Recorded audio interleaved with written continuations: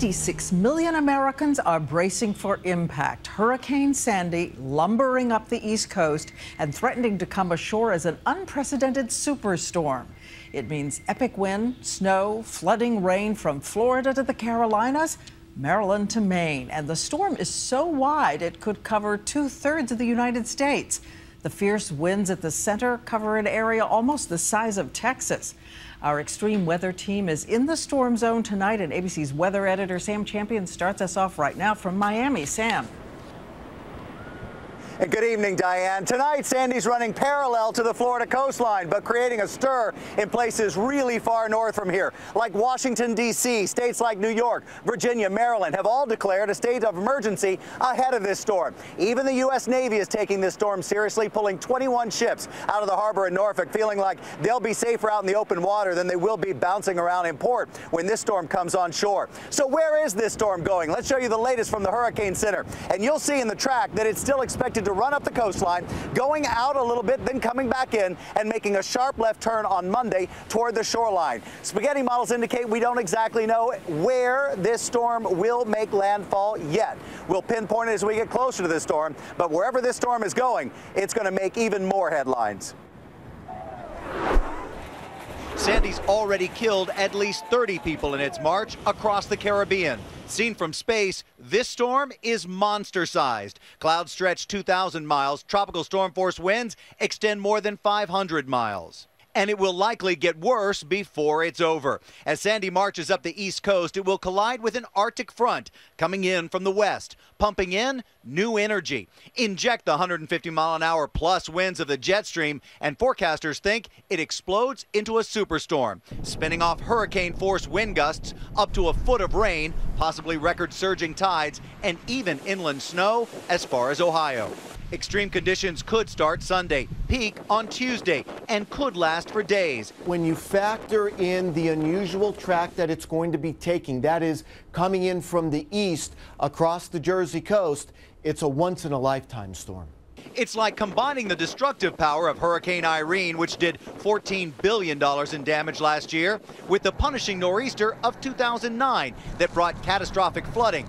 And then add in a freezing cold winter temperature all in one storm. This storm is going to be destructive, historic, and unfortunately life-threatening. Another fear, the extreme coastal surge that's expected, anywhere from 4 to 10 feet. Areas like Washington, D.C. are already vulnerable to flooding, and because of the full moon Monday, which means higher than normal tides, places like Atlantic City could see a swamping 10-foot storm surge. That's also possible for New Jersey and New York, where evacuation orders may be enforced in coastal areas. Even New York City subways are at risk of flooding. Mayor Bloomberg says they may be closed as Sandy approaches. For more on the damage Sandy's already doing, we go up the Florida coast to my extreme weather team colleague, Ginger Z. Ginger? Sam, Cocoa Beach is known as one of the widest beaches in the state of Florida, but not tonight. It has been cut in almost half thanks to the pounding 10-foot breakers that have been coming in. They've had 60-mile-per-hour wind gusts, this all from a storm that's still 200 miles away. So if Sandy hasn't impressed you enough with that power, check out these hurricane facts. The average hurricane has enough energy to power the world 200 times over. And during its life cycle, it can unleash and release the same amount of energy as 10,000 nuclear bombs. This is only part of the fuel for that fire that could become the superstorm. It will interact with another trough from the northwest, this blocking system in Greenland, and inject itself from the mid-Atlantic to coastal New England. That's the area we're most concerned about, the area we find our Lindsay Davis in Seabright, New Jersey.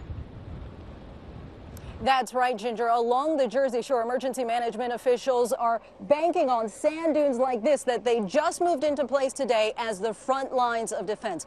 Up and down the East Coast, utility companies are out in full force preparing for potentially extensive power outages. States are calling in hundreds of extra workers. There's even concern about entire cities losing power. As for residents, they're getting ready in case they have to spend several days or even weeks in the dark, stocking up on essentials like flashlights and generators, which many stores sold out for in a matter of hours today. Some of the prices that normally would go for about $400, we saw them online for sale for $1,400. But generators are not the big concern in coastal areas like this. The big concern here is storm surge. Voluntary evacuations are already taking place in areas not far from here. Diane. All right, Lindsay, thank you so much. And our thanks to Ginger as well and Sam Champion. And Sam will be leading our extreme weather team as it tracks this storm 24 hours a day all weekend.